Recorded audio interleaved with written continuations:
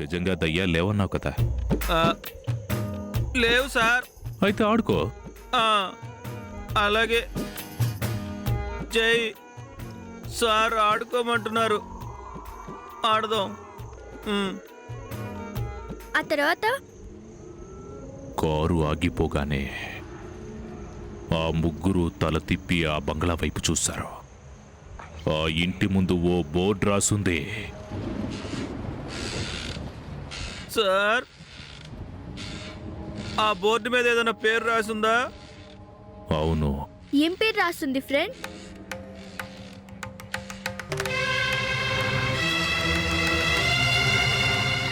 చంద్రముఖి.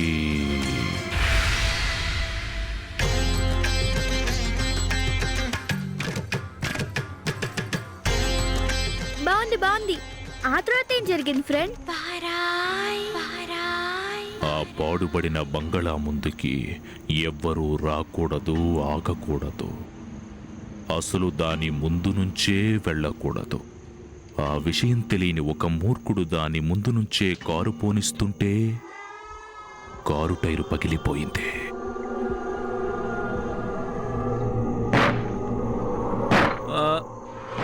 ఆ మూర్ఖుడు నేనే కదా సార్? కరెక్ట్గా గెస్ చేసావు. ఐ లవ్ యూ రాజా.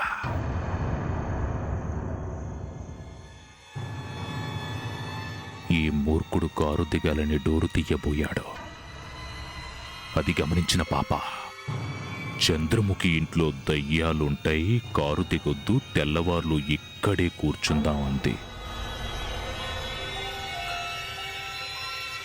ఆ మాట వినగానే చిన్న మూర్ఖుడు, పెద్ద మూర్ఖుడు ఈ రోజుల్లో దయ్యాలెక్కడుంటాయి అని ఒకేసారి అన్నారు. దెయ్యాలు లేవని వాళ్ల మనసుల్లో మూర్ఖంగా నిర్ధారించుకుని పాప ఎంత చెప్పినా వినుకున్నా కారు దిగబోతున్నారు.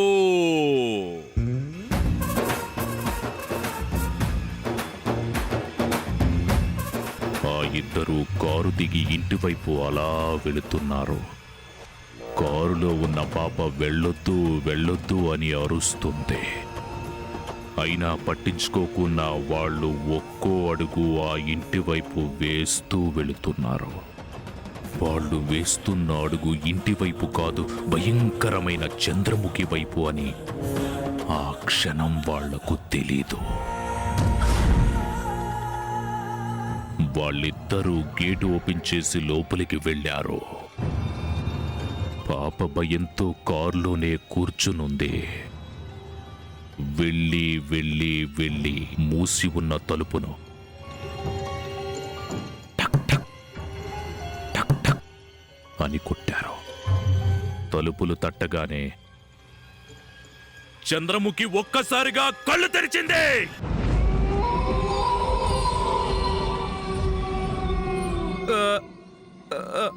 నిజంగానే చంద్రముఖి దెయ్యం ఉందంటావా? నాకు కూడా తెలీదు. నువ్వేమంటావు? నాకు తెలీదు. దడదడా దడదడా అంటూ ఉరుములు మెరుస్తూనే ఉన్నాయి.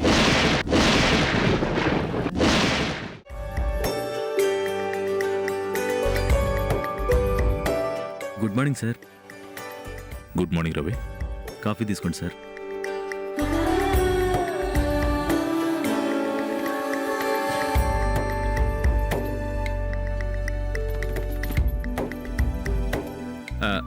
రాత్రేంటి సార్ దయ్యం కథ చెప్పి బాగా భయపెట్టారు. తెల్లవారులు అది గుర్తొచ్చి నిద్రే పట్టలేదు. ఇంటికి దయ్యాలు ఉన్నాయా లేవా? ఉన్నాయో లేవో అదంతా మనకెందుకు సార్? ఇంకెప్పుడు అలాంటి కథలు చెప్పండి సార్. సార్, మీకు ఒక ఫోటో చూపిస్తాను సార్.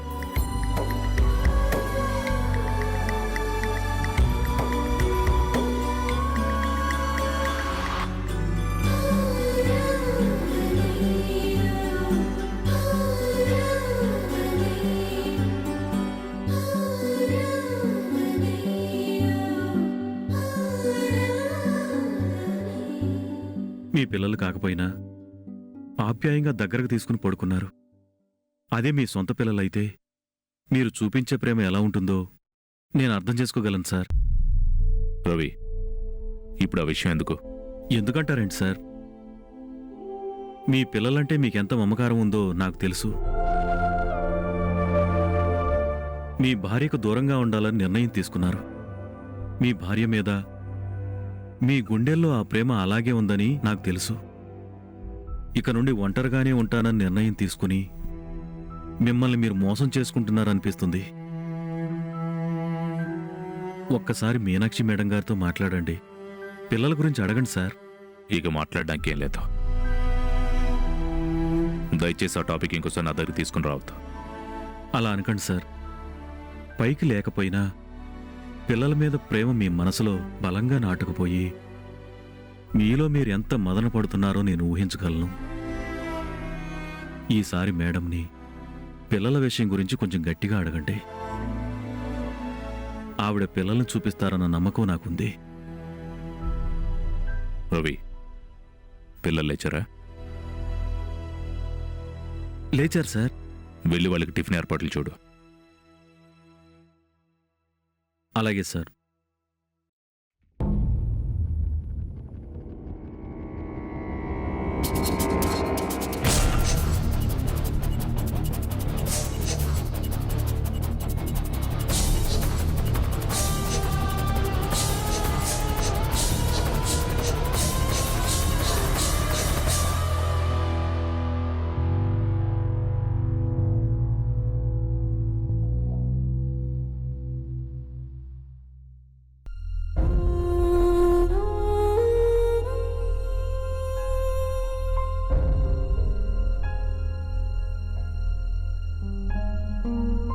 ఆఫీస్ టైం అవుతుంది, మీరు ఇంకా రెడీ కాలేదండి సార్.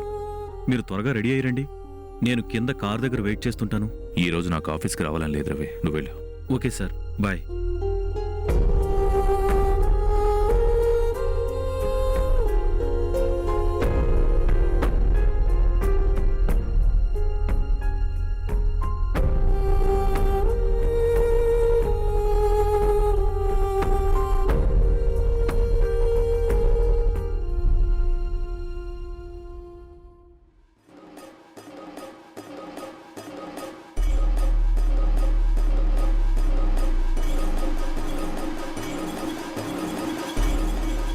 మీ భార్య అంటే మీకు చాలా ఇష్టం అనుకుంటా.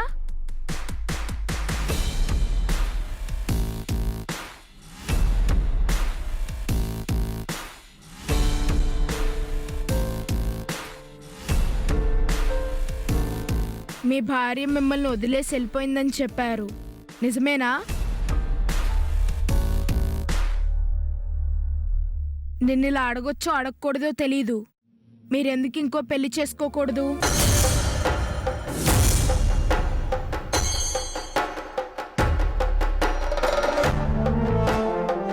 రై, అనవసరమైన విషయాల్లో వేలు పెట్టద్దు. చిన్నోళ్ళ ఉండు, పెద్ద మాటలు మాట్లాడద్దు. ఇందులో పెద్ద మాటలు చిన్న మాటలు ఏముంది? మీకు మీ భార్య అంటే చాలా ఇష్టమని విన్నాను, కానీ మీరంటే ఇష్టం లేక ఆమె మీ నుండి దూరమైందని విన్నాను. అందుకే ఇంకో పెళ్లి చేసుకోమని సలహా ఇస్తున్నాను. ఇందులో తప్పేముంది? రై, తెలిసి తెలియకుండా మాట్లాడకు. నా భార్య నన్ను వదిలిపెట్టి వెళ్ళలేదు. నేనే నా భార్య నా దగ్గర నుంచి దూరంగా పంపించేశాను. అబద్ధం చెప్పకండి.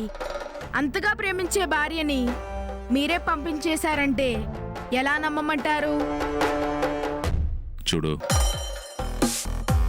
ఈ ప్రపంచంలోనే తలుచుకుంటే దేన్నైనా సొంతం చేసుకోగలను. సాధించాలి అనుకుంటే అది ఎంత కష్టమైనా సాధించగలను. కానీ ప్రాణం ఉన్న మనుషుల్ని బలవంతాన సొంతం చేసుకోవాలనుకోవడం తప్పు. అది నేను తెలుసుకోవడానికి కొన్ని సంవత్సరాలు పట్టే. మిస్టర్ వాసుదేవ్, ఇంకొకసారి పిల్లల గురించి అడిగితే మర్యాదగా ఉండదు. జాగ్రత్త.